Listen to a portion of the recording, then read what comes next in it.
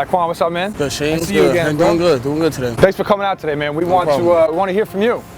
I appreciate that. We're in Tompkinsville Park right now, obviously. Eric Garner, dead site right across the way. When you come into this area, what do you think about first, man? Really, that hits me a lot because I came past here 20 minutes after he had died, so it's like that runs through my mind a lot. But it's just like seeing a lot of poverty and like homeless people around here, it really touches me. It's like things need to change. So that's what I think about when I come over here, and I really shouldn't, because it's more to this side of the island that's good than just poverty and stuff that we see. You got involved in a lot of the protests, and you had your voice heard by many people, man. You broke down a woman that was crying. Can you talk about that moment and what you were saying? I was just telling her, like, man, I don't need us to like hate them. You don't need to love them or anything. I just don't want us to carry their hate around. That's what they was taught, and that's being put onto the world. That's what's causing everybody to stand up now. I just think we need to take that negative and turn it into something positive and come together in a peaceful manner. You said you're not like an organizer. You said I'm a regular dude that just heard about it. Yeah, I'm a regular dude. I just heard about it. It's just like, I just put myself in that situation thinking like that could have been my brother, that could have been my friend, that could have been anybody in my family or anybody I know. So it's like,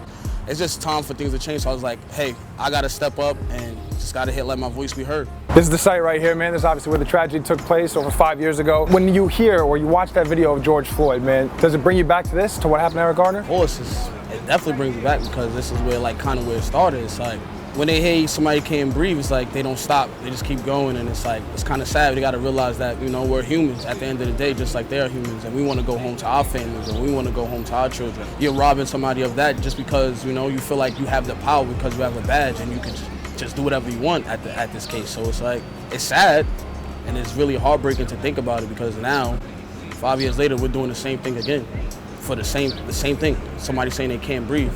It's like not being taken serious when somebody's saying they can't breathe.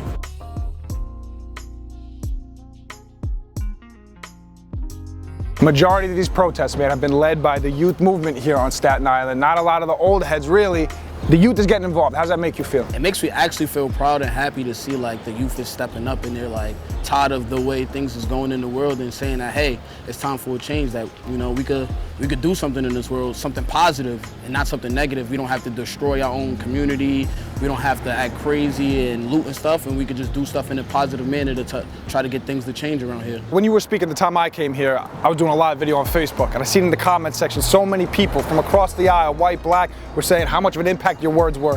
What would you say to someone who maybe you think doesn't get it right now, that black people aren't in a predicament? What would you say to that person?